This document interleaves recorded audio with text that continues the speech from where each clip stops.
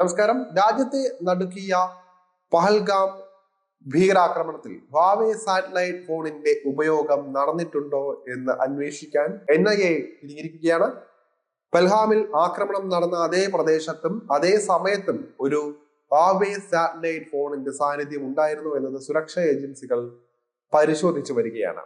Chinese കമ്പനിയാണ് ഹ്വാവേ. ഹ്വാവേ ഉൽപ്പന്നങ്ങൾ ഇന്ത്യയിൽ നിരോധിച്ചിരിക്കുകയാണ് ഇപ്പോൾ.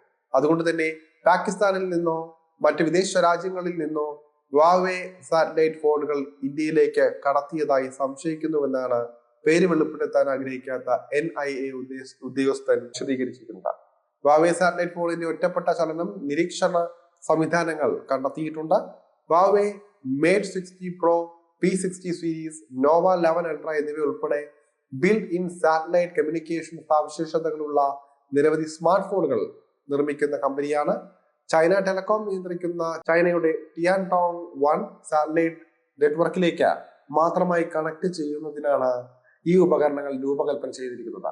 ബാഹ്യ ഉപകരണങ്ങൾ ഇല്ലാതെ കണക്ട് ചെയ്യാൻ അനുവദിക്കുന്ന ആന്തരിക സാറ്റലൈറ്റ് ആന്റിനകളും പ്രത്യേക തരത്തിലുള്ള ചിപ്പുകളും ഈ ഫോണുകളിൽ ഉൾപ്പെടുന്നുണ്ട്. സേവനങ്ങൾക്ക് ചൈന ടെലികോം സിം കാർഡുകളും സബ്സ്ക്രിപ്ഷൻ പ്ലാനുകളും ആവശ്യമാണ്.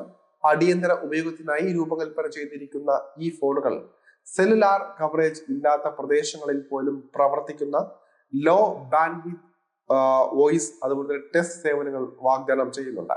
അതേസമയം M4 അമേരിക്കൻ നിർമ്മിത അസോൾട്ട് റൈഫിളുകളുടെ സാന്നിധ്യവും പഹൽഗാം കേസിൽ NIA അന്വേഷിക്കുന്നുണ്ട്.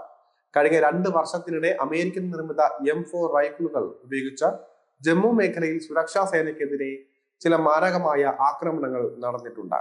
1 മാസം മുൻപ് ജമ്മു മേഖലയിലെ കഥുവ ജില്ലയിലെ ഹിരാനഗറിൽ അടുത്തിടെ നുഴങ്ങി കയറിയ 5 പാകിസ്ഥാൻ ഭീകരർ 4 ജമ്മു കാശ്മീർ പോലീസുകാരെ കൊലപ്പെടുത്തിയിരുന്നു.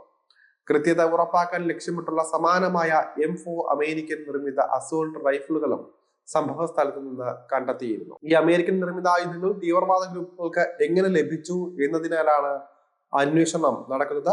ഇന്ത്യക്കെതിരെ ഉപയോഗിക്കുന്നതിനായി തീവ്രവാദ ഗ്രൂപ്പുകൾക്ക് പാകിസ്ഥാൻ സൈന്യം ഈ ആയുധങ്ങൾ ആക്സസ് ചെയ്ത് ശേഖരിക്കാനാണ് സാധ്യത എന്നാണ് വിലയിരുത്തുന്നത്. ഏപ്രിൽ 18 BBC റിപ്പോർട്ടുകൾ അനുസരിച്ച് താലിബാന്റെ 1.5 ലക്ഷം അമേരിക്കൻ ആയുധങ്ങൾ നഷ്ടപ്പെടുകയോ വിൽക്കപ്പെടുകയോ ചെയ്തിട്ടുണ്ട്.